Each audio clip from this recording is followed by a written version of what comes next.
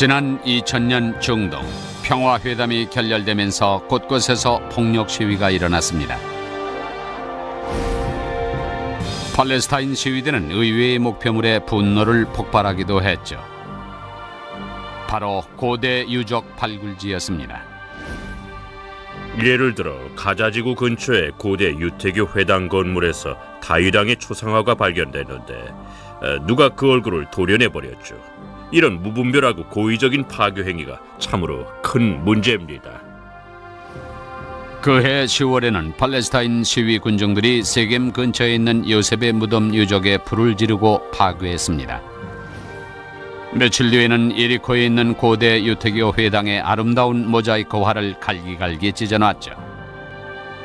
이스라엘과 팔레스타인 사이의 분쟁이 중동에 어떤 상황을 몰고 왔는지 알고 싶다면 먼저 고고학 연구를 둘러싼 대립관계를 이해해야 합니다. 그 이유는 고고학이 두 민족의 자존심과 관련돼 있기 때문입니다. 민족의식, 종교적 정체성, 그리고 정치적 목표에 이르기까지 그 밑바탕에는 고고학적 논쟁이 깔려 있죠. 이스라엘과 팔레스타인 양측 모두가 가장 두려워하는 건 구약 성경의 사실에서 제외되는 것입니다. 군사적으로 볼 때 서로를 완전히 제거할 수는 없는 상황이죠. 서로 얽혀 있으니까요. 하지만 성경이라는 관점에선 다릅니다. 고대 유적을 확보하는 쪽이 성서를 그들에게 유리하게 해석할 수 있거든요. 고대 유적의 파괴는 성서 고고학의 새로운 발견에 장애물이 되고 있지만 새삼스러운 일은 아닙니다. 유적지 자체가 200여 년 전의 정치적 분쟁 때문에 등장했기 때문입니다. 고고학과 정치는 위험한 동반자 관계죠. 하지만 중동에서는 그 역사가 깊습니다. 그 역사는 1831년 이집트에서 시작됐습니다. 당시 금단의 땅이었던 중동을 지배하고 있던 오스만 투르크 제국의 황제 메메트 알리는 600년 만에 처음으로 서구인들에게 문호를 개방했습니다. 1838년 투르크 제국의 새로운 정책에 힘입어 미국의 성서학자 에드워드 로빈슨이 이집트의 카이로를 방문했습니다.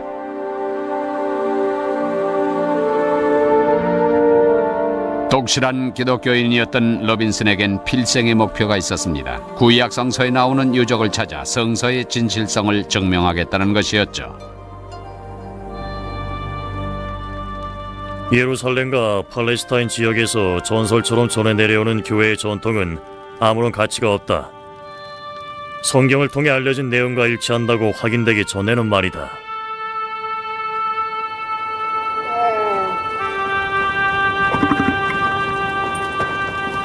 이집트 사막을 돌아다니기 시작한 로빈슨은 자신의 목표가 쉽지 않다는 걸 깨닫게 됐습니다. 구약 성서에서 언급된 지역 대부분이 이미 잊혀진 곳이었죠. 지명이 사라졌거나 새로운 이름으로 바뀐 상태였습니다. 하지만 로빈슨은 고대 언어에 대한 지식을 바탕으로 현지 주민이나 베두인족 상인들로부터 하나씩 단서를 찾아나갔습니다. 에드워드 로빈슨은 팔레스타인 지역을 여행하면서 구약 성서에 나오는 고대 지명과 현재는 아랍어로 바뀐 지명 사이의 상관관계를 조사한 최초의 학자였습니다. 성서 고고학의 선구자였죠. 아랍어로 텔 콰디는 심판의 언덕이라는 뜻입니다. 히브리어로 단은 심판이죠. 이에 따라 로빈슨은 텔 콰디가 구약 성서에 나오는 단 지역이라고 추정해냈습니다. 150년 뒤 로빈슨의 추정이 맞았다는 게 밝혀졌습니다. 그러자 단 지역은 성서를 둘러싼 논쟁의 핵심이 됐죠. 로빈슨의 탐사 여행은 2달에 불과했지만 그가 쓴 책은 이 분야의 고전이 되었습니다. 로빈슨의 연구 결과는 하나의 획기적인 사건입니다. 어느 유적 지역을 발굴할 때나 역사를 캐려고 할 때 가장 1차적으로 살펴봐야 하는 지도 역할을 한다고 할 수 있죠. 그는 현재의 이스라엘 지역과 구약 성서에 나오는 지명과의 상관관계를 최초로 밝혀낸 선구자입니다. 로빈슨의 연구 성과를 더욱 발전시키기 위해 영국의 빅토리아 여왕은 1865년 5월 12일 팔레스타인 탐사재단을 설립했습니다. 당시 27살의 공병 장교였던 찰스 워런이 이 재단에서 발족한 탐사대를 이끌었죠. 워런은 로빈슨이 밝혀낸 성서의 유적지를 찾아가 실제로 발굴까지 해보려는 계획을 세웠습니다.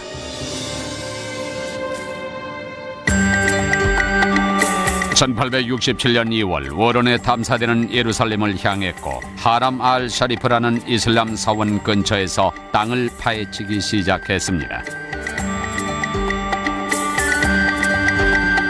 전설에 따르면 이곳에 솔로몬 왕이 직접 세운 성전이 있다고 합니다.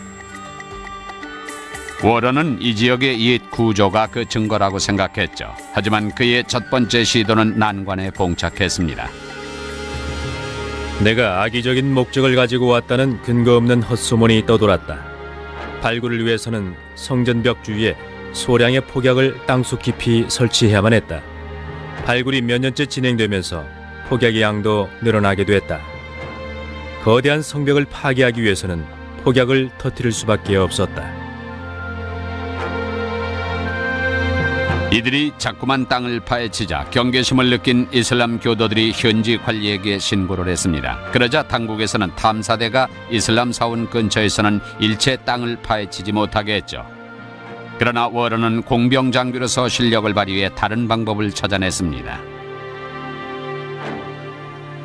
자기 땅을 마음대로 파헤칠 수 있는 땅 주인과 협상을 한다고 해도 그의 땅만을 파헤칠 수 있을 뿐 다른 땅은 불가능하다.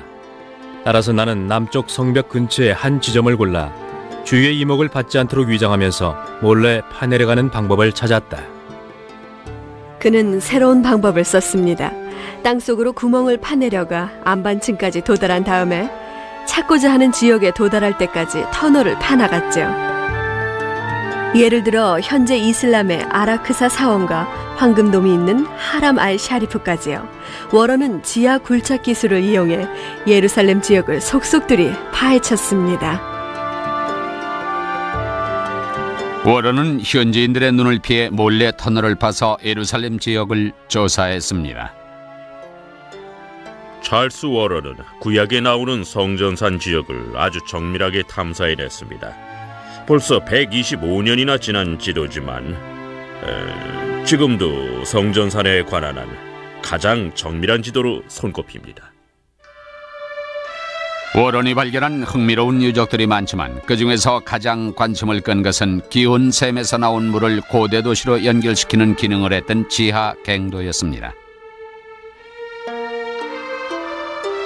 만약 우리가 1867년에 찰스 워런이라는 영국인 탐험 대장을 따라왔다면 그가 이 지하 갱도를 발견하는 역사적인 장면을 목격했을 겁니다. 안으로 들어온 워런은 샘물을 가로질러 여기 있는 너비 13m, 높이 12m의 갱도 위로 올라갔을 겁니다. 성서 고고학서의 한 획을 긋는 대발견이었죠. 고대 도시의 상수도 시설을 발견했다는 것도 흥미롭지만 더욱 관심을 끄는 건 이 지하 갱도가 구약 성서에 나오는 내용과 관련이 있는지의 여부였습니다. 이것이 바로 다윗 왕이 예루살렘을 정복하고 자신의 왕국을 세울 때 이용했던 비밀 통로일까 하는 점이죠. 그러자 워런이 발견한 이 지하 갱도가 구약 성서에 나오는 시노르라는 소리 제기됐습니다. 영어로 번역하면 거터, 즉 배수로죠. 현대 히브리어는 물파이프입니다. 이 시노르야말로 사무엘하에 나오는 다윗 왕이 예루살렘을 기습한 기습 통로라는 것이었습니다. 이 설에 대한 논쟁은 100여 년간 계속되다가 우연한 발견을 통해 결론이 났습니다. 워런은 지하 갱도의 발견을 통해 성서 고고학 분야에서 명성을 얻었습니다. 하지만 그의 유적 발굴 기술은 비판을 받았죠. 터널 굴착 방식은 더 이상 쓰이지 않습니다. 터널을 뚫으면 유적을 망가뜨릴 수 있거든요. 아주 위험한 방법이고 더구나 비용 부담도 상당히 크죠. 팔레스타인 탐사재단의 연구자들은 성서 고고학의 발전을 위해선 새로운 탐사 기술이 절실하다는 걸 깨달았습니다.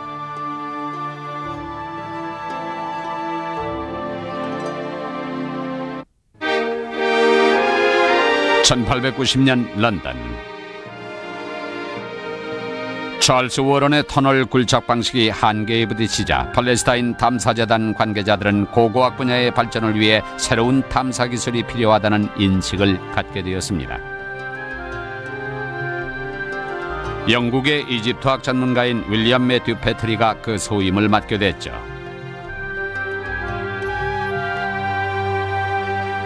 패트리는 이집트에서 주거층을 발굴하는 새로운 유적 발굴 방식을 실험했습니다. 유적지를 탐사하기 위해 굴을 파들어가는 방식 대신에 그는 특정한 지질 단층이 전면적으로 드러나게끔 파내는 방식을 썼죠. 이 방식은 성지 사막의 산지에 있는 언덕을 탐사하는 데 아주 이상적이었습니다. 바로 텔이라고 하는 유적 언덕입니다. 고대 중동의 동부 구릉지대가 어떠했는지를 알고 싶다면 여기를 보십시오. 정말 대단하죠? 여기 보시면은 구역별로 참호가 파 있습니다. 이건 인간의 힘으로 지하 20여 미터 안반층까지 파낸 겁니다. 저기 보이는 하얀 물질이 바로 기반암입니다. 연대는 기원전 7000년까지 거슬러 올라가죠. 지금 보이는 이곳에 약 30개 도시가 있습니다. 한 도시 위에 또 다른 도시가 세워졌죠. 그야말로 중동 고대사의 박물관입니다. 패트리는 1890년 텔-엘-해시 지역에서 유적 탐사에 착수했고 그의 주거층 발굴 방식은 아주 성공적이었습니다. 패트리는 주거층을 구분하는 새로운 탐사 방법으로 중동 지역 고고학을 발전시킨 선구자라고 할 수 있습니다. 중동의 구릉지대에 고대 도시의 유적들이 중첩적으로 쌓여 있다는 사실과 가장 오래된 유적은 맨 밑에, 가장 최근의 유적은 맨 위에 쌓여 있다는 점에 착안했던 거죠. 이러한 배경을 기초로 해서 유적들의 연대를 구분할 수 있게 됐습니다. 패트리는 유적지를 점점 더 파내려가면서 각 문명마다 독특한 형태의 도기가 있다는 사실을 발견하게 됐습니다. 그는 각각의 도기 형태를 면밀하게 기록하고 거기에 일치하는 시기를 추정해냈습니다. 이 방식이야말로 중동의 모든 유적지 연대를 구분하는 데 쓰이는 도기 형태 분석의 시초가 됐습니다.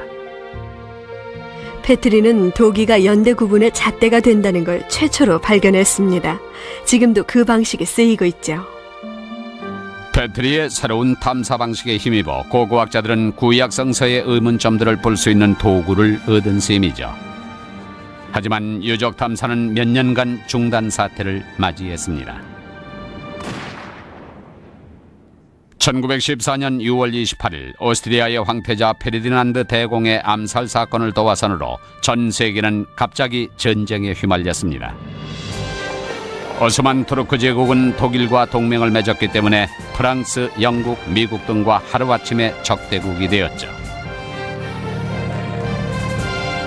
서방의 고고학자들은 유적 발굴을 중단하고 고국으로 돌아갈 수밖에 없었습니다.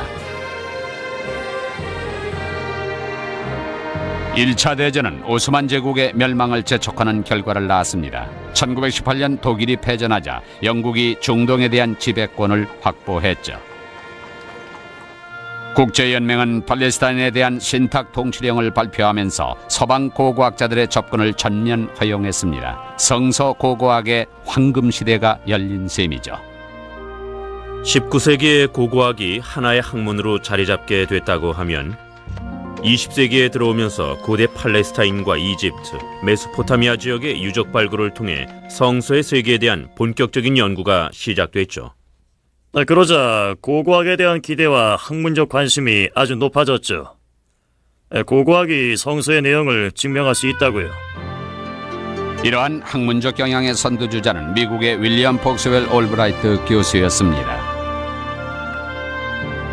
아브라함 비란도 올브라이트 교수의 제자였죠. 그분은 아주 엄격한 현장 감독 스타일이었죠. 훌륭한 선생님이었고 천재였죠. 우리들에겐 하나의 벽이었습니다. 도저히 넘어설 수 없을 것 같은.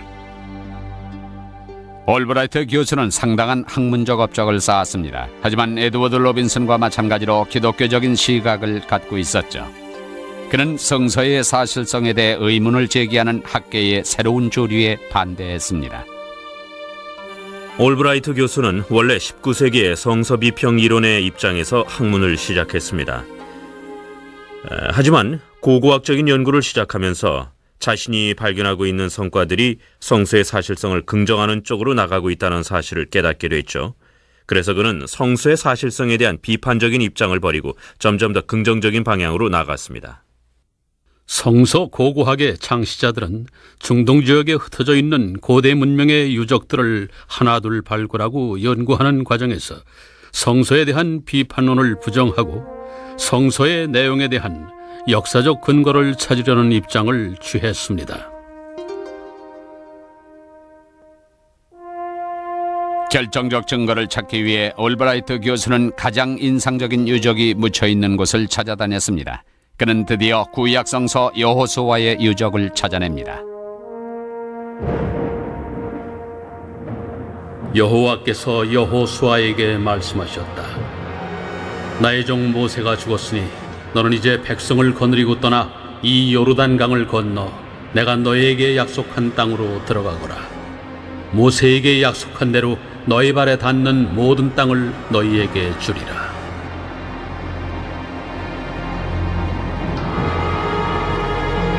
구약 성서에 따르면 이집트에서 탈출한 히브리인들은 천신만고 끝에 하나님께서 그들의 선조 아브라함에게 약속했던 땅에 도착했습니다.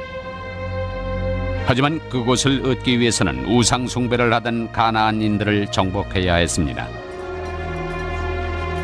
여호수아는 이스라엘 백성들을 이끌고 수많은 가나안 도시들을 정복했습니다. 그 중에서도 여리고성의 함락은 아주 대단한 사건이었죠.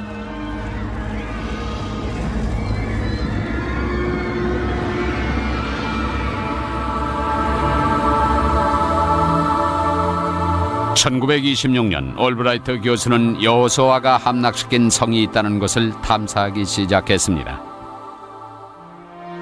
텔베텔 지역의 유적층을 조심스럽게 파내려간 결과 성서의 내용과 일치하는 것으로 보이는 폐허가 나타났습니다.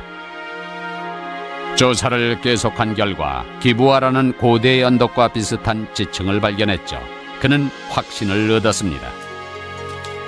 첫 번째 유적층은 구약의 판관계에서 묘사된 대로 불에 탄 흔적이 있었다. 다른 성서 고고학자들도 이와 비슷한 폐허의 유적을 발견했습니다. 그 중에는 여리고성의 무너진 성벽도 있었죠. 존 가스탱은 옛날 여리고성이 있던 테렐 술탄 지역을 탐사했습니다. 1930년대에 발굴 작업을 했죠. 그리고 성서의 이야기가 사실이라고 믿게 됐습니다. 심하게 파괴된 고대 도시의 유적을 발견했어요. 무너진 성벽과 진흙 벽돌 조각 등이 발견됐고 불에 탄 흔적이 남아 있었습니다. 기원전 1400년경의 것으로 추정됐죠. 그 뒤로 약 20년 동안 이것은 여호수아의 정복을 증명하는 걸로 여겨졌습니다. 1940년에 올브라이트 교수는 고대 이스라엘의 연대기를 재구성하기에 이르렀습니다. 구약 성서와 고고학적인 유적을 토대로 하여 이와 같은 결론을 내렸죠. 이 조사를 통해 신학적으로도 상당한 성과가 있었다. 발견을 거듭할수록 수많은 사실이 정확하게 밝혀졌다. 구약 성서를 역사적인 기록으로 인정할 수 있는 토대가 점점 늘어난 것이다. 올브라이트 교수님이 남긴 가장 큰 업적이라고 하면은 성서에 대한 새로운 시각을 갖게 해준 점과 함께 고고학적인 연구를 뒷받침한 점입니다. 신학과 고고학 사이에 다리를 놨다고 할 수 있습니다. 하지만 중동에는 분쟁의 불씨가 있었고 또한 올브라이트 교수의 연구 성과를 위협하면서 성서 고고학 자체를 뒤흔들 만한 변화가 생겼습니다.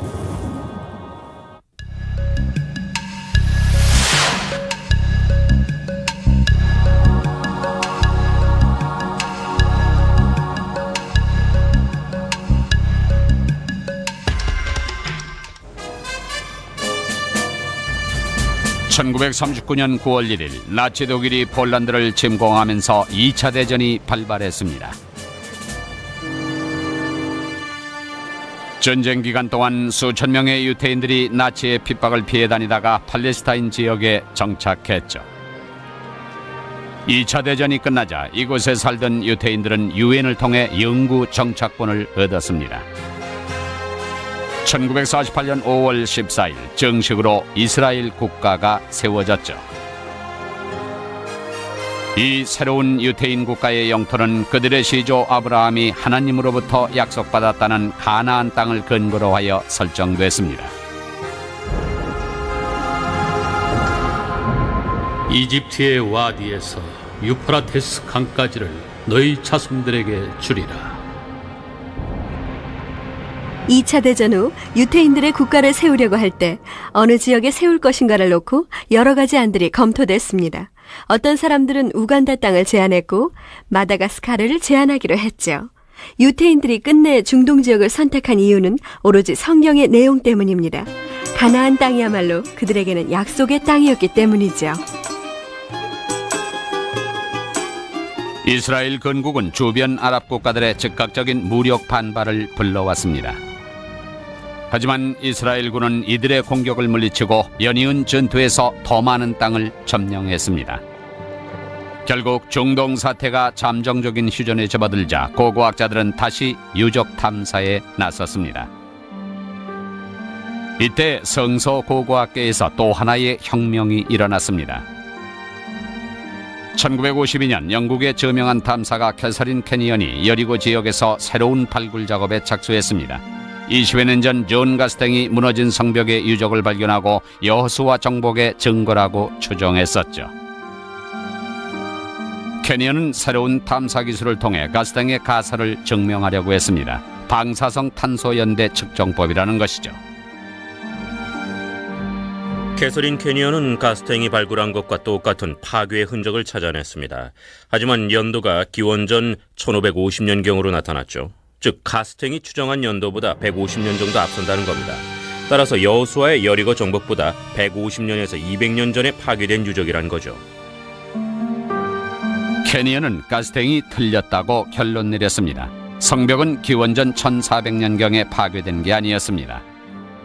여호수아가 살았던 시기에 여리고성은 이미 완전히 폐허였던 것이죠. 캐니언은 다른 유적지의 연대 측정에서도 심각한 오류가 있다는 점을 확인하고 다음과 같이 결론을 내렸습니다. 여호수아가 정복했다는 고대 도시에서 그 흔적을 나타내는 고고학적 증거들은 청동기 시대 말기까지도 나타나지 않는다. 그 당시 물질 문명에 대대적인 변화도 없었다. 구약 성서의 기록을 제외하고는 그 당시 정복이 있었다는 근거를 찾기 힘들다. 이에 따라 정복설에 대한 의문이 학계에 퍼지기 시작했죠.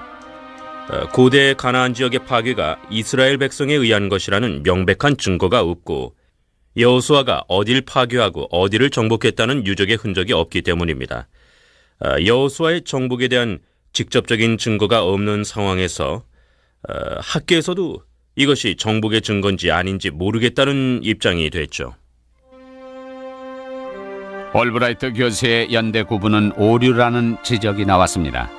일부 고고학자들이 기독교 신앙 때문에 과학적 판단에 소홀했다는 비판론까지 제기됐습니다.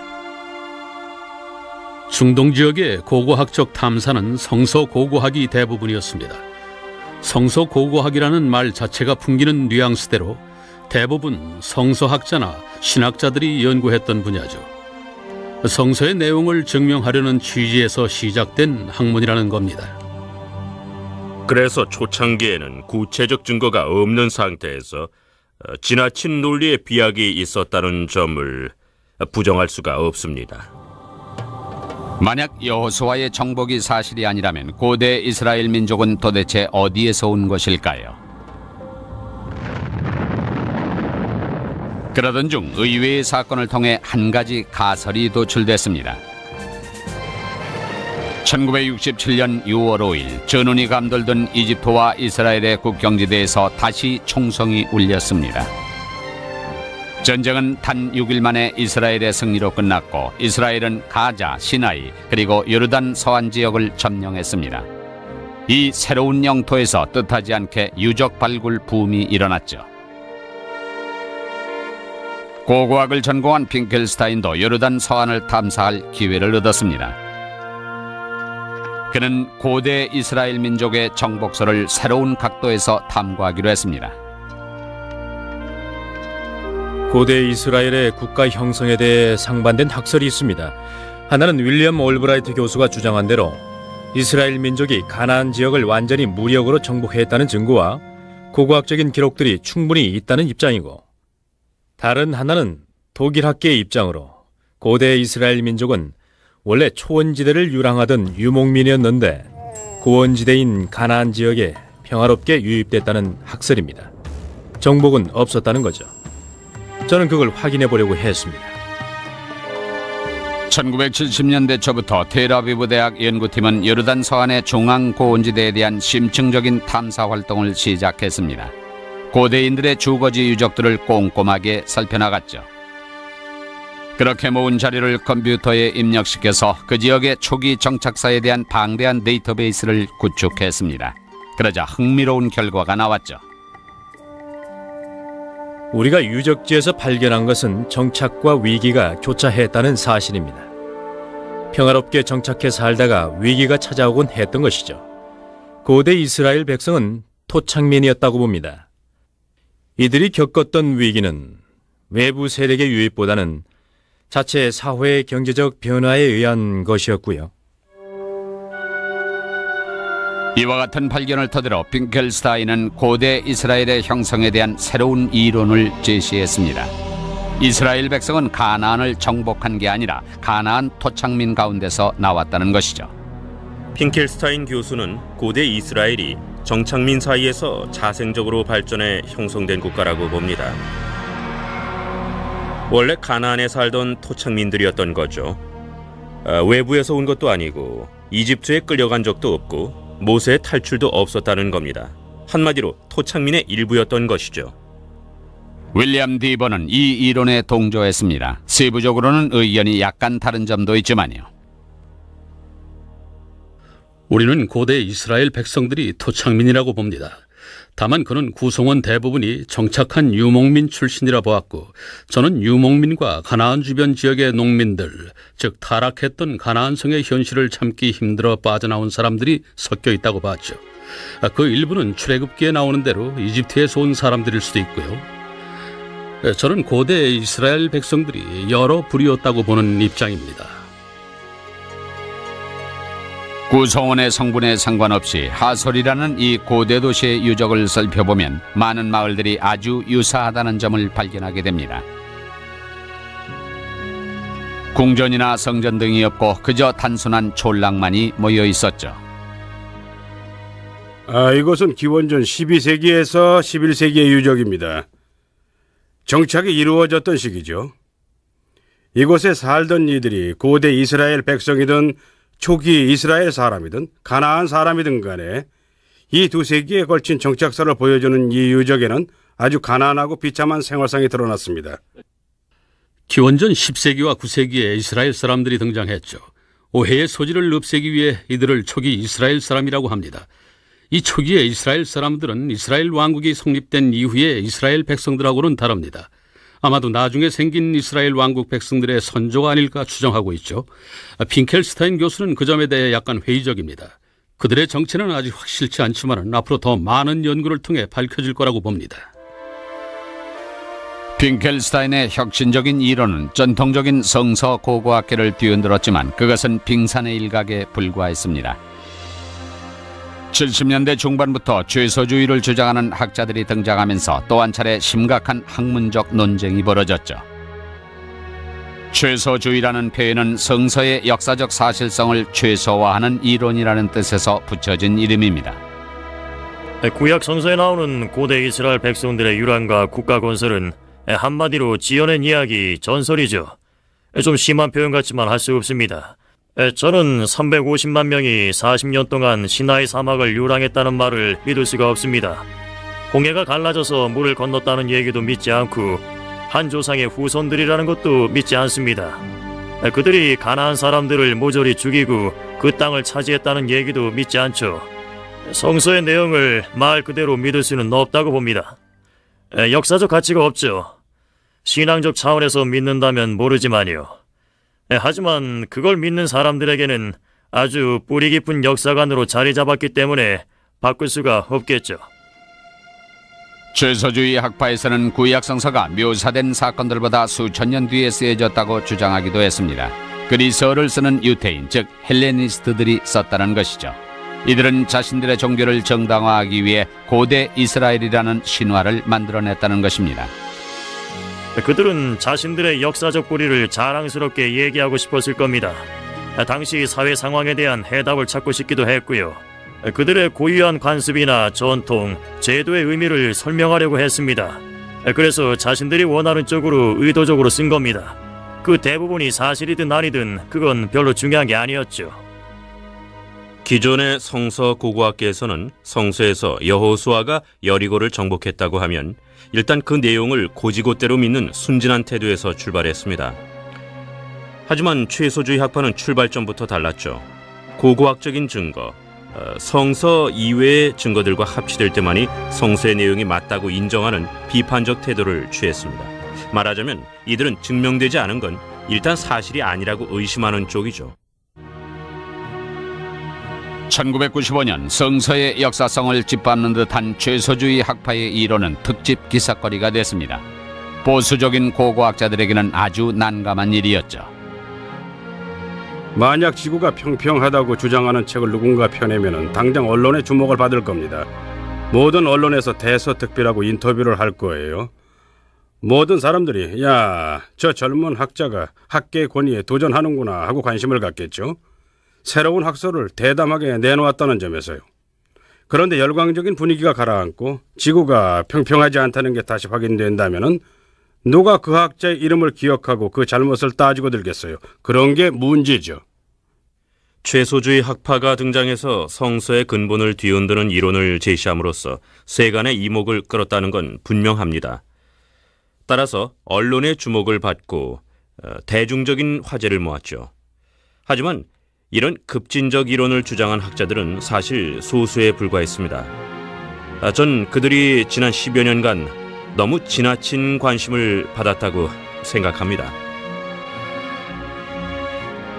그러한 분위기에 일침을 가하기로 결심한 학자가 바로 애리조나 대학교의 윌리엄 디버기였습니다. 그는 자신의 저서 성서의 기록자들은 언제 무엇을 알았는가에서 수정론자들의 이론에 이의를 제기했죠. 수정주의자들은 성서의 인물들이 진짜가 아니라는 게 고고학적으로 증명됐다고 말합니다. 모세는 실존 인물이 아니라는 게 증명됐고 가나안 정복도 일어난 적이 없다고요. 그와 같은 일들이 증명된 바는 없지만 아니라고 증명된 바도 없죠. 성서의 내용을 고고학적으로 증명하기는 어렵습니다. 사실이 아니라는 걸 증명하는 경우는 가끔 있는데 좀 골치 아프죠. 어쨌든 그 정도만 할 수 있다고 해도 저로선 행운입니다. 성서 전체의 내용이 틀렸다면 자신 있게 말할 수 있지만 맞을 가능성도 있기 때문에 속단할 수는 없는 일이죠. 디버 교수는 죄소주의 학파에서 주장하는 대로 구약 성서가 기원전 2세기경 그리스어를 사용하던 유태인들에 의해 쓰여졌다는 주장에 대해 특히 반대하고 있습니다. 구약 성서가 헬레니즘 시대에 쓰여졌다는 주장은 헬레니즘 시대의 문화와 맞지 않습니다. 구약 성서 학자들 대부분이 그리스 고전에 대해 잘 모릅니다. 헬레니즘 시대에 대해 잘 모르면서 구약 성서가 그때 쓰여졌다고 주장하는 학자들이 있는데요. 그건 별로 설득력이 없죠. 구약 성서의 작성 연대에 대한 죄소주의 학파의 주장에 대해 디버 교수는 예루살렘의 한 무덤에서 발견된 2개의 두루마리 문서를 제시했습니다. 여기에는 성서에 언급된 사제의 축복에 대해 쓰여 있었는데 작성 연대가 기원전 600년경으로 밝혀졌습니다. 수정주의자들은 성서가 400년 뒤인 기원전 2세기경 헬레니즘 시대에 쓰여졌다고 주장했는데요. 이 두루마리 문서는 그보다 훨씬 오래됐습니다. 그리스어 성서에 쓰여진 내용 대부분이 유태인들에 의해 작성된 게 아니라 철기시대 팔레스타인 지역에서 작성됐다는 증거가 많습니다. 그 2개의 두루마리 문서가 성서의 내용과 일치한다는 점을 들어 구약 성서가 헬레니즘 시대 이전에 작성됐다고 주장하는 건 역사가로서 성급하다고밖에 말할 수 없습니다. 연대는 가장 초기가 아니라 가장 나중에 나온 걸 기준으로 해야 합니다. 아이러니컬하게도 죄서주의 학파에 대한 가장 큰 도전은 그들이 발전시켰던 성서 고고학 분야의 후배 연구자들에게서 나왔습니다. 19세기 초 성서에 대한 비판이 윌리엄 올브라이트의 연구를 촉발시킨 것과 마찬가지로 죄서주의 학파의 성서 비판은 신앙의 바탕을 둔 연구를 촉발시켰습니다. 제가 신앙적인 의도를 갖고 있냐고요? 예, 그렇다고 할 수 있죠. 전 성서가 역사적 사실이라고 믿고 있습니다. 어느 정도는 수긍할 수 있죠. 성서를 진지하게 대하면서도 고고학과 역사학의 자료들을 신중하게 접목시키려고 노력하는 사람은 고 윌리엄 올브라이트 교수의 모범을 따르는 것입니다. 물론 지금은 새로운 의미를 갖고 있죠.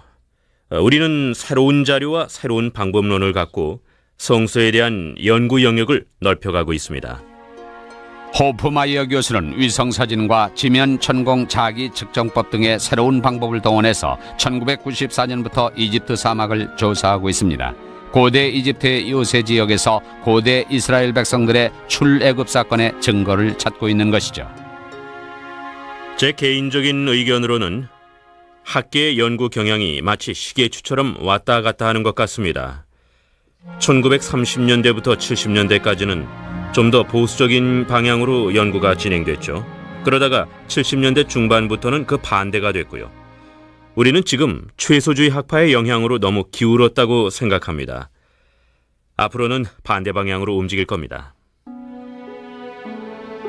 그와 같은 연구 경향은 하솔의 유적 발굴을 통해 힘을 얻고 있습니다.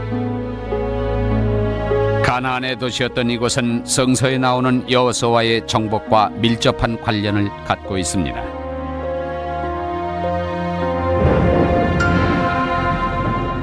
여호수아는 하솔을 공격하여 그 왕을 칼로 쳐 죽였다.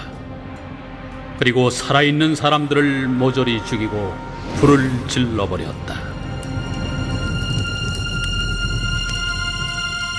성서의 기록에 따르면 하솔에서 가장 치열하고 중요한 전투가 벌어졌고 하솔이 함락되면서 고대 이스라엘인들이 가나안으로 들어와 정착했죠. 하솔은 정밀하게 탐사해볼 만한 곳입니다. 여호수아의 기록과 유적이 과연 서로 부합하는지 말이죠. 1996년 하솔의 유적 발굴에 착수한 암논 벤 토르는 성서에 나오는 여호수아의 정복을 입증해줄 만한 새로운 증거들을 찾아냈습니다. 이곳은 왕이 살던 곳입니다. 저 바닥을 한번 보십시오. 불에 그을린 흔적이 역력하죠? 오랜 세월 동안 햇빛에 노출되고 빗물에 씻겼는데도 말이죠. 지금도 재가 묻어 있습니다. 파편 조각은 1m가 넘습니다. 저 성벽의 현무암에 금이 간 게 보이죠? 저희가 붙여놓은 겁니다. 완전히 파괴된 흔적들이 남아있죠? 보세요. 파괴된 궁궐의 흔적입니다. 저쪽에도 궁궐이 무너진 흔적이 있고요. 불에 의해서 파괴된 것만은 아니지만은 하여튼 이렇게 심한 화재의 흔적은 지금까지 그 유래를 찾아보기 힘들 정도입니다. 벽돌까지 녹아버렸으니까요. 도기에도 이렇게 녹은 흔적이 있죠. 하솔이야말로 철저하게 파괴된 유적의 상징이라고 할 수 있습니다. 그렇다면 누가 파괴했을까요? 모든 가능성을 따져보도록 하죠. 외계인이 와서 파괴했다는 주장만 빼고요. 누가 이렇게 철저하게 파괴했을까요? 이 문제가 풀린다면 그야말로 학계의 모든 논쟁을 종식시킬 수 있을 것입니다. 벤 토르가 추정한 대로 정말 여호수아와 이스라엘 백성들이 하솔을 파괴했다면 성서의 이야기가 맞는 셈이죠. 아니라면 핑켈스타인의 또 다른 가설이 설득력을 얻게 됩니다. 하솔은 이집트인들이 파괴했을지도 모릅니다. 다른 도시와의 전쟁으로 파괴됐을 수도 있고 해양 세력의 공격을 받았을지도 모르죠. 꼭 여호수아라고 볼 수는 없습니다. 가능성이야 많죠. 하지만 이스라엘 백성들이 했다는 성서의 내용을 무시하려는 경향이 있습니다. 그건 아예 고려해 보려고 하지도 않습니다. 왜냐? 성서에 나와 있는 얘기이기 때문이지요. 구약 성서라면 무조건 틀렸다고 생각하죠. 전 벤투르 교수가 하솔의 유적지에서 발견한 것 자체를 부정하지는 않습니다. 서로 간에 해석의 차이가 있다고 볼 수 있죠. 저는 그걸 여호수아의 정복으로 해석할 근거가 없다고 봅니다. 벤토르 교수의 주장대로 여호수아가 이끄는 이스라엘군이 하솔을 파괴했다는 증거는 불에 탄 성벽만이 아닙니다. 파괴된 궁궐터에서 나온 가나안과 이집트의 고대 종교를 상징하는 조형물들은 훼손된 흔적이 역력했으며 이는 아주 의미심장한 발견이었죠. 이건 스핑크스 상인데요. 고의적으로 훼손되었습니다. 머리가 잘려나가고 발도 잘려졌죠. 누군가 이름을 새긴 흔적도 있고요. 고대 중동에서는 서로의 종교를 존중해 주는 것이 일반적이었습니다. 그런데 구약 성서 신명기에 보면 모세는 이스라엘 백성들이 약속의 땅에 들어가기 전에 가나안의 사원과 우상들을 파괴해야 한다고 명령했습니다. 이것들은 아주 고의적인 훼손의 흔적입니다. 그렇다면 고대 이스라엘 사람들이 하솔을 파괴했다는 게 논리적으로 앞뒤가 맞다는 결론이 나오죠. 핑켈스타인이나 벤토르 두 사람은 아직 논쟁 중입니다. 증거로 발굴한 유적들에 대해 서로의 해석이 엇갈리고 있죠. 논리적으로 완벽한 단계는 아닙니다. 우리는 상당히 중요한 논쟁을 벌이고 있고 서로 반대의 입장에 서 있습니다. 벤토르 교수의 주장을 받아들인다면 제가 주장하는 가설의 대부분이 틀린 게 되어버리고 말죠. 벤토르 교수는 성서의 내용을 해석하는 면에서도 고고학적인 자료들을 해석하는 면에서도 저와 입장이 달라요. 그건 좋습니다. 논쟁의 일부니까요. 꼭 하나의 시각이나 하나의 가설만이 존재해야 하는 건 아니니까요. 저는 최소주의 학파인 친구들이 있습니다. 가끔 만나서 식사를 같이 하며 토론을 벌이기도 하죠. 그게 바로 학문의 세계입니다. 탐과 논쟁의 문을 열어놔야죠. 때로는 논쟁이 격렬해질 때도 있지만 양쪽 모두 그들의 논쟁이 어디까지나 학문적 논쟁이라는 점을 되새깁니다. 솔직히 말해서 고고학자들이 뭐라고 하든 별 차이가 없습니다. 고고학자들은 여호수아가 가나안을 정복한 게 아니며 전쟁이나 무력 충돌 같은 것은 전혀 없었고 평화롭게 유입된 거라고 주장하기도 합니다. 그래도 상관없어요. 고대 이스라엘인들이 정착했던 건 분명하니까요. 이스라엘 왕국이 세워졌고 그에 대한 역사와 전통이 남아있지 않습니까? 우리 아이들과 함께 6월절 만찬 자리에서 그 유래가 담긴 기도서를 읽을 때면 내용을 그대로 읽어줍니다. 고고학적 발견에 따르면 이 내용과 다르다고 굳이 말하진 않죠. 그 이야기 자체는 우리에게 중요하며 감명을 주는 것입니다.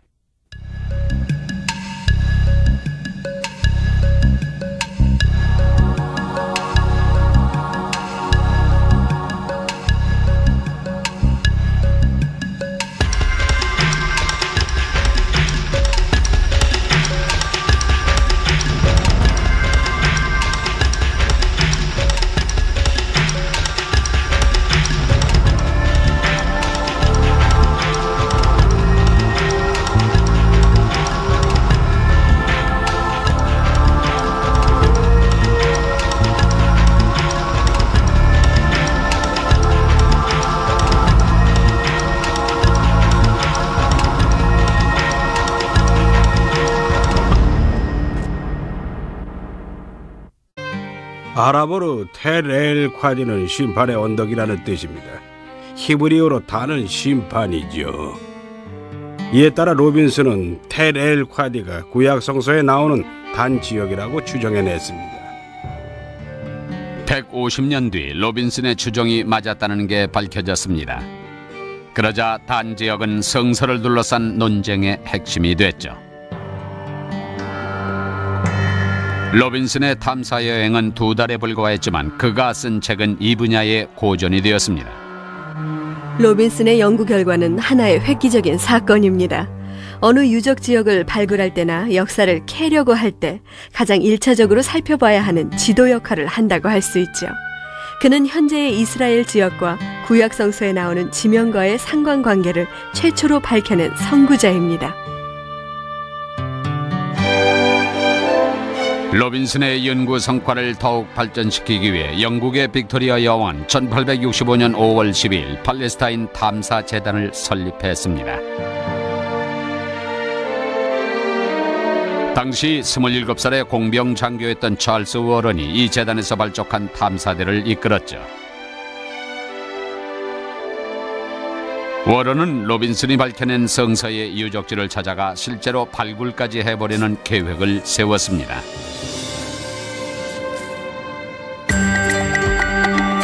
(1867년 2월) 워런의 탐사대는 예루살렘을 향했고 하람 알 샤리프라는 이슬람 사원 근처에서 땅을 파헤치기 시작했습니다.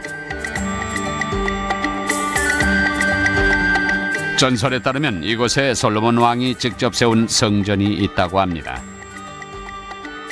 워런은 이 지역의 옛 구조가 그 증거라고 생각했죠. 하지만 그의 첫 번째 시도는 난관에 봉착했습니다. 내가 악의적인 목적을 가지고 왔다는 근거 없는 헛소문이 떠돌았다. 발굴을 위해서는 성전벽 주위에 소량의 폭약을 땅속 깊이 설치해야만 했다. 발굴이 몇 년째 진행되면서 폭약의 양도 늘어나게 됐다. 거대한 성벽을 파괴하기 위해서는 폭약을 터뜨릴 수밖에 없었다. 이들이 자꾸만 땅을 파헤치자 경계심을 느낀 이슬람 교도들이 현지 관리에게 신고를 했습니다. 그러자 당국에서는 탐사대가 이슬람 사원 근처에서는 일체 땅을 파헤치지 못하게 했죠. 그러나 워런은 공병 장교로서 실력을 발휘해 다른 방법을 찾아냈습니다. 자기 땅을 마음대로 파헤칠 수 있는 땅 주인과 협상을 한다고 해도 그의 땅만을 파헤칠 수 있을 뿐 다른 땅은 불가능하다. 따라서 나는 남쪽 성벽 근처의 한 지점을 골라 주위의 이목을 받지 않도록 위장하면서 몰래 파내려가는 방법을 찾았다. 그는 새로운 방법을 썼습니다. 땅속으로 구멍을 파내려가 안반층까지 도달한 다음에 찾고자 하는 지역에 도달할 때까지 터널을 파나갔죠. 예를 들어 현재 이슬람의 아라크사 사원과 황금돔이 있는 하람 알 샤리프까지요. 워런은 지하 굴착 기술을 이용해 예루살렘 지역을 속속들이 파헤쳤습니다. 워런은 현지인들의 눈을 피해 몰래 터널을 파서 예루살렘 지역을 조사했습니다. 찰스 워런은 구약에 나오는 성전산 지역을 아주 정밀하게 탐사해냈습니다. 벌써 125년이나 지난 지도지만 지금도 성전산에 관한 한 가장 정밀한 지도로 손꼽힙니다. 워런이 발견한 흥미로운 유적들이 많지만 그중에서 가장 관심을 끈 것은 기온샘에서 나온 물을 고대 도시로 연결시키는 기능을 했던 지하 갱도였습니다. 만약 우리가 1867년에 찰스 워런이라는 영국인 탐험 대장을 따라왔다면 그가 이 지하 갱도를 발견하는 역사적인 장면을 목격했을 겁니다. 안으로 들어온 워런은 샘물을 가로질러 여기 있는 너비 13m, 높이 12m의 갱도 위로 올라갔을 겁니다. 성서 고고학서의 한 획을 긋는 대발견이었죠. 고대 도시의 상수도 시설을 발견했다는 것도 흥미롭지만 더욱 관심을 끄는 건 이 지하 갱도가 구약 성서에 나오는 내용과 관련이 있는지의 여부였습니다. 이것이 바로 다윗 왕이 예루살렘을 정복하고 자신의 왕국을 세울 때 이용했던 비밀 통로일까 하는 점이죠. 그러자 워런이 발견한 이 지하 갱도가 구약 성서에 나오는 시노르라는 소리 제기됐습니다. 영어로 번역하면 거터, 즉 배수로죠. 현대 히브리어는 물파이프입니다. 이 시노르야말로 사무엘하에 나오는 다윗 왕이 예루살렘을 기습한 기습 통로라는 것이었습니다. 이 설에 대한 논쟁은 100여 년간 계속되다가 우연한 발견을 통해 결론이 났습니다. 워런은 지하 갱도의 발견을 통해 성서 고고학 분야에서 명성을 얻었습니다. 하지만 그의 유적 발굴 기술은 비판을 받았죠. 터널 굴착 방식은 더 이상 쓰이지 않습니다. 터널을 뚫으면 유적을 망가뜨릴 수 있거든요. 아주 위험한 방법이고 더구나 비용 부담도 상당히 크죠. 팔레스타인 탐사재단의 연구자들은 성서 고고학의 발전을 위해선 새로운 탐사 기술이 절실하다는 걸 깨달았습니다.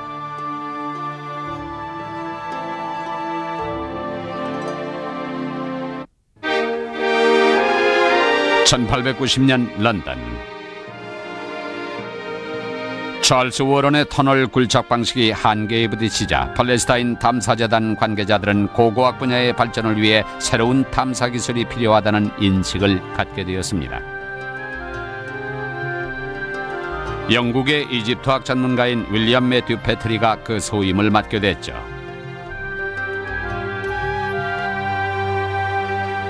패트리는 이집트에서 주거층을 발굴하는 새로운 유적 발굴 방식을 실험했습니다. 유적지를 탐사하기 위해 굴을 파들어가는 방식 대신에 그는 특정한 지질 단층이 전면적으로 드러나게끔 파내는 방식을 썼죠. 이 방식은 성지 사막의 산지에 있는 언덕을 탐사하는 데 아주 이상적이었습니다. 바로 텔이라고 하는 유적 언덕입니다. 고대 중동의 동부 구릉지대가 어떠했는지를 알고 싶다면 여기를 보십시오. 정말 대단하죠? 여기 보시면 구역별로 참호가 파 있습니다. 이건 인간의 힘으로 지하 20여 미터 안반층까지 파낸 겁니다. 저기 보이는 하얀 물질이 바로 기반암입니다. 연대는 기원전 7000년까지 거슬러 올라가죠. 지금 보이는 이곳에 약 30개 도시가 있습니다. 한 도시 위에 또 다른 도시가 세워졌죠. 그야말로 중동 고대사의 박물관입니다. 배터리는 1890년 텔-엘-해시 지역에서 유적 탐사에 착수했고 그의 주거층 발굴 방식은 아주 성공적이었습니다. 패트리는 주거층을 구분하는 새로운 탐사 방법으로 중동 지역 고고학을 발전시킨 선구자라고 할 수 있습니다. 중동의 구릉지대에 고대 도시의 유적들이 중첩적으로 쌓여 있다는 사실과 가장 오래된 유적은 맨 밑에, 가장 최근의 유적은 맨 위에 쌓여 있다는 점에 착안했던 거죠. 이러한 배경을 기초로 해서 유적들의 연대를 구분할 수 있게 됐습니다. 배터리는 유적지를 점점 더 파내려가면서 각 문명마다 독특한 형태의 도기가 있다는 사실을 발견하게 됐습니다. 그는 각각의 도기 형태를 면밀하게 기록하고 거기에 일치하는 시기를 추정해냈습니다. 이 방식이야말로 중동의 모든 유적지 연대를 구분하는 데 쓰이는 도기 형태 분석의 시초가 됐습니다. 패트리는 도기가 연대 구분의 잣대가 된다는 걸 최초로 발견했습니다. 지금도 그 방식이 쓰이고 있죠. 패트리의 새로운 탐사 방식에 힘입어 고고학자들은 구약 성서의 의문점들을 볼 수 있는 도구를 얻은 셈이죠. 하지만 유적 탐사는 몇 년간 중단 사태를 맞이했습니다. 1914년 6월 28일 오스트리아의 황태자 페르디난드 대공의 암살 사건을 도화선으로 전 세계는 갑자기 전쟁에 휘말렸습니다. 오스만 투르크 제국은 독일과 동맹을 맺었기 때문에 프랑스, 영국, 미국 등과 하루아침에 적대국이 되었죠. 서방의 고고학자들은 유적 발굴을 중단하고 고국으로 돌아갈 수밖에 없었습니다. 1차 대전은 오스만 제국의 멸망을 재촉하는 결과를 낳았습니다. 1918년 독일이 패전하자 영국이 중동에 대한 지배권을 확보했죠. 국제연맹은 팔레스타인에 대한 신탁 통치령을 발표하면서 서방 고고학자들의 접근을 전면 허용했습니다. 성서 고고학의 황금시대가 열린 셈이죠. 19세기의 고고학이 하나의 학문으로 자리 잡게 됐다고 하면 20세기에 들어오면서 고대 팔레스타인과 이집트, 메소포타미아 지역의 유적 발굴을 통해 성서의 세계에 대한 본격적인 연구가 시작됐죠. 그러자 고고학에 대한 기대와 학문적 관심이 아주 높아졌죠. 고고학이 성서의 내용을 증명할 수 있다고요. 이러한 학문적 경향의 선두주자는 미국의 윌리엄 폭스웰 올브라이트 교수였습니다.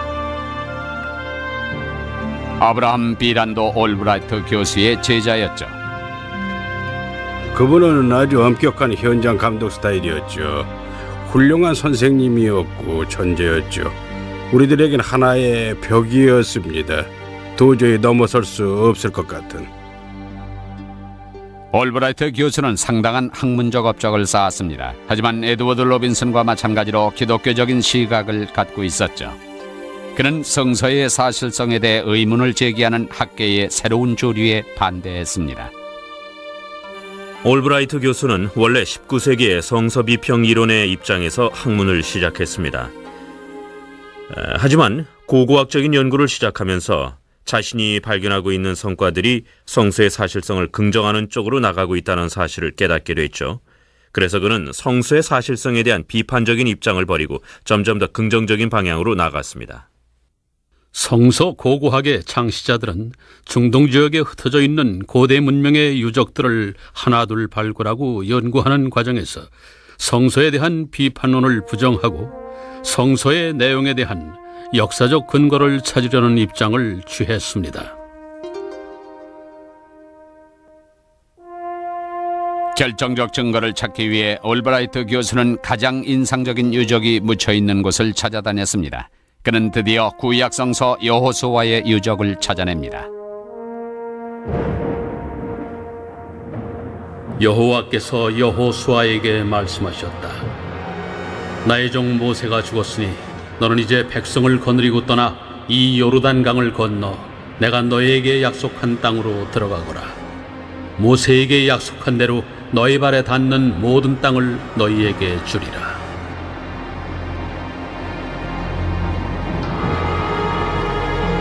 구약 성서에 따르면 이집트에서 탈출한 히브리인들은 천신만고 끝에 하나님께서 그들의 선조 아브라함에게 약속했던 땅에 도착했습니다. 하지만 그곳을 얻기 위해서는 우상 숭배를 하던 가나안인들을 정복해야 했습니다.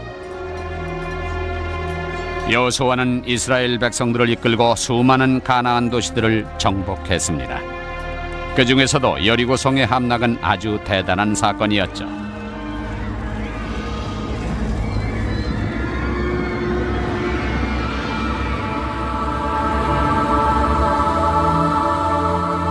(1926년) 올브라이트 교수는 여호수아가 함락시킨 성이 있다는 것을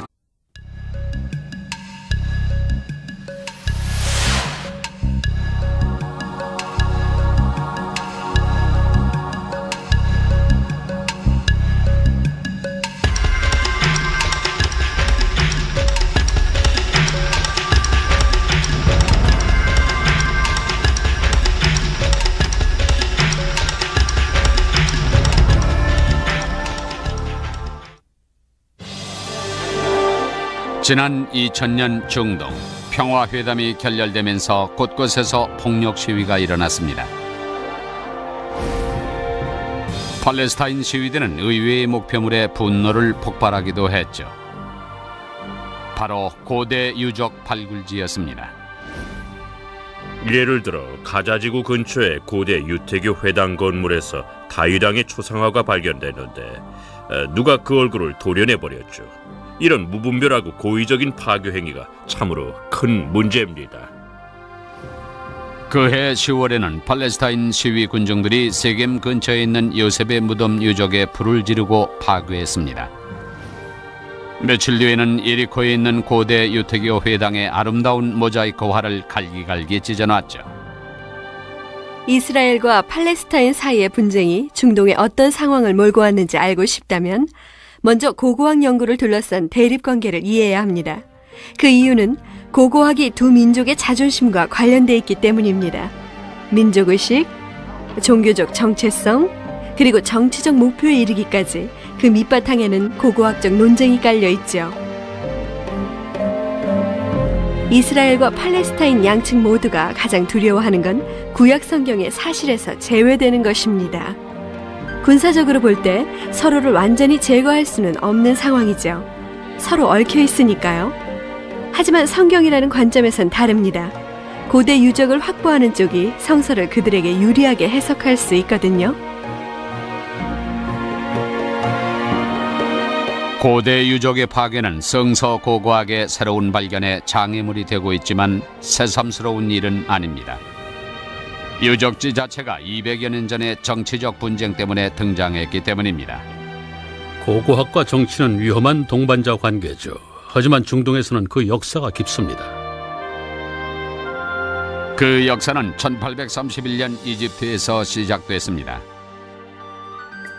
당시 금단의 땅이었던 중동을 지배하고 있던 오스만 투르크 제국의 황제 메메트 알리는 600년 만에 처음으로 서구인들에게 문호를 개방했습니다.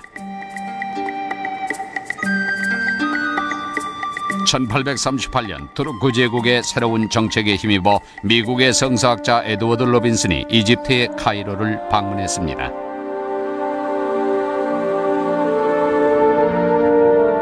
독실한 기독교인이었던 로빈슨에겐 필생의 목표가 있었습니다. 구약 성서에 나오는 유적을 찾아 성서의 진실성을 증명하겠다는 것이었죠. 예루살렘과 팔레스타인 지역에서 전설처럼 전해 내려오는 교회의 전통은 아무런 가치가 없다. 성경을 통해 알려진 내용과 일치한다고 확인되기 전에는 말이다.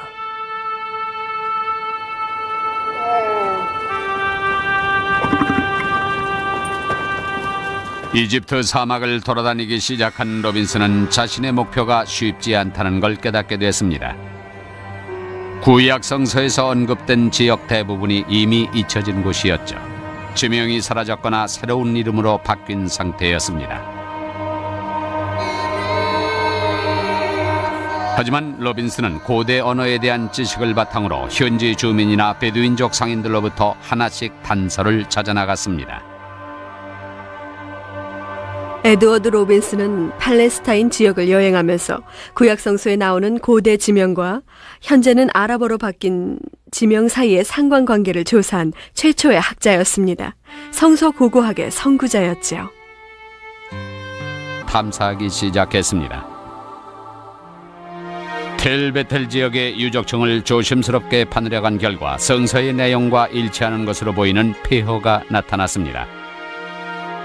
조사를 계속한 결과 기부아라는 고대의 언덕과 비슷한 지층을 발견했죠. 그는 확신을 얻었습니다. 첫 번째 유적층은 구약의 판관계에서 묘사된 대로 불에 탄 흔적이 있었다. 다른 성서 고고학자들도 이와 비슷한 폐허의 유적을 발견했습니다. 그 중에는 여리고 성에 무너진 성벽도 있었죠.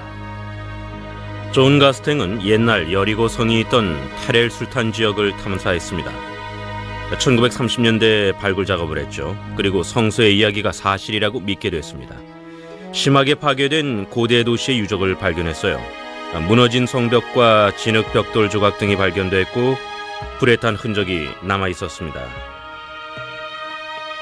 기원전 1400년경의 것으로 추정됐죠. 그 뒤로 약 20년 동안 이것은 여호수아의 정복을 증명하는 걸로 여겨졌습니다. 1940년에 올브라이트 교수는 고대 이스라엘의 연대기를 재구성하기에 이르렀습니다. 구약 성서와 고고학적인 유적을 토대로 하여 이와 같은 결론을 내렸죠. 이 조사를 통해 신학적으로도 상당한 성과가 있었다. 발견을 거듭할수록 수많은 사실이 정확하게 밝혀졌다. 구약 성서를 역사적인 기록으로 인정할 수 있는 토대가 점점 늘어난 것이다. 올브라이트 교수님이 남긴 가장 큰 업적이라고 하면은 성서에 대한 새로운 시각을 갖게 해준 점과 함께 고고학적인 연구를 뒷받침한 점입니다. 신학과 고고학 사이에 다리를 놨다고 할 수 있습니다. 하지만 중동에는 분쟁의 불씨가 있었고 또한 올브라이트 교수의 연구 성과를 위협하면서 성서 고고학 자체를 뒤흔들 만한 변화가 생겼습니다.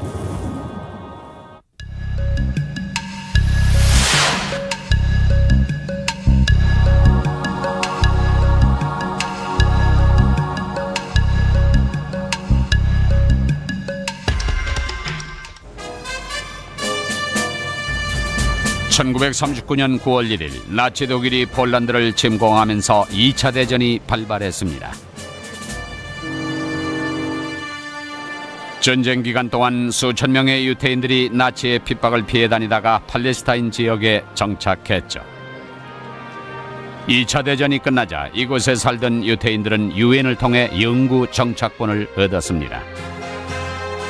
1948년 5월 14일 정식으로 이스라엘 국가가 세워졌죠.